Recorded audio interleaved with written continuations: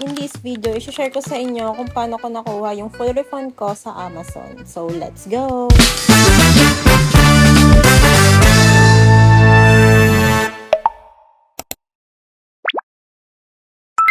First thing na gagawin mo is pumunta ka sa Amazon app, i-click mo to para ma-assist ka ng Amazon customer service at i-redirect ka nila kay seller. I-explain mo dyan kung bakit mo i-return yung gadget na nabili mo sa kanila. After mo makausap si seller, punta ka kay shipping cart app, basahin mo yung Amazon return policy nila. Tapos, go ka sa contact us. Explain mo doon yung mga napag-usapan nyo ni seller. After nun, ganyan yung marireceive nyo. Since nag-avail ako ng SC Protect, cover nila yung return fee ko. Kung nabasa mo yung Amazon return policy, hindi aware si seller na galing kang Philippines. Kaya inform mo si seller, ikaw na mag-a-arrange ng return mo. Hihingin mo yung complete address nila, contact number, and person. Pinadala ka na through LBC at nag-antay ako. Pero walang update sa LBC app, kaya kontakin niya na lang sila. Ang freight forwarder naman ni LBC noon ay si DHL, kaya sila yung kukontakin mo. And dun ko nalaman na nagkaroon siya ng custom tax pagdating sa New York. Kaya minessage ko muna si shipping cart ko anong gagawin. Kaso ang sabi, hindi na daw to cover ni SC Protect. So, kailangan